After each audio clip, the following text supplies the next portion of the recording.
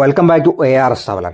ഈ ഭാഗത്താണ് കേട്ടോ കഴിഞ്ഞ ദിവസം ഒരു ഗുഡ്സ് ഈ സർവീസ് റോഡിൽ ഈ നീല ബസ് വന്നത്. ആ സർവീസ് റോഡിൽ ഒരു കുണ്ടിൽ വീഴ്ന്നിട്ട് ക്രെയിന് വന്ന് എടുക്കേണ്ടി വന്നത്. വാഗാടിൻ്റെ ക്രെയിൻ തന്നെ വന്നിട്ട് ലാസ്റ്റ് പൊക്കി വീണ്ടാവുന്ന ഒരു സാഹചര്യമാണ്.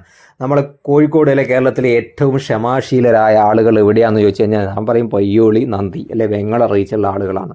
പയ്യോളി, നന്ദി, കൊയിലാണ്ടി, തിക്കോടി, വടകര ഭാഗത്ത്. കാരണം റോഡിൽ ദുരിതം എന്നും ദുരന്തങ്ങൾക്ക് ദുരന്തമാണ് വാഗാട് ഈ ഭാഗത്ത് നൽകിക്കൊണ്ടിരിക്കുന്നത്. ഇപ്പം നമ്മൾ ഈ ഒരു പെരുമാളുപുരം ഈ ഒരു പ്രദേശത്താണ് കഴിഞ്ഞ ആഴ്ചക്ക് മുന്നേ ഒരു ടോറസ് വാഹനം, അതായത് നമ്മൾ FCIയുടെ ഗോഡൗണിലേക്ക് റേഷൻ കടയിലേക്ക് സപ്ലൈ ചെയ്യുന്ന ഒരു വാഹനം ഇവിടെ ആക്സിൽ മുറിഞ്ഞ് ഒരാഴ്ചയോളം പെരുവഴിയിൽ കിടന്നത്.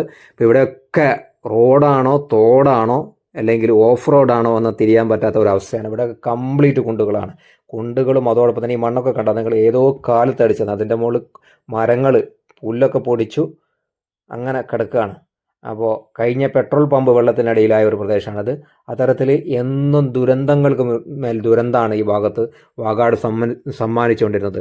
ഓരോ വർഷം കഴിയുമ്പോൾ റോഡിൻ്റെ അവസ്ഥ ശോചനീയമായി കൂടുതൽ ദയനീയാവസ്ഥയിലേക്ക് പോവുക എന്നതിനപ്പുറത്ത് കൂടുതൽ മെച്ചപ്പെടുന്ന ഒരു കാഴ്ച നമുക്ക് തിക്കോടി, പയ്യോടി ഭാഗങ്ങളിൽ കാണാൻ സാധിക്കുന്നില്ല. ഏറ്റവും കൂടുതൽ ക്ഷമാശീലുള്ള ആളുകളുള്ളത് കൊണ്ടായിരിക്കാം ഒരുപക്ഷെ ഇത്തരത്തിൽ വാഗാട് വർക്കെടുക്കുന്നത്. അടുത്തത് നമ്മൾ പയ്യോളി ഭാഗത്താണ്.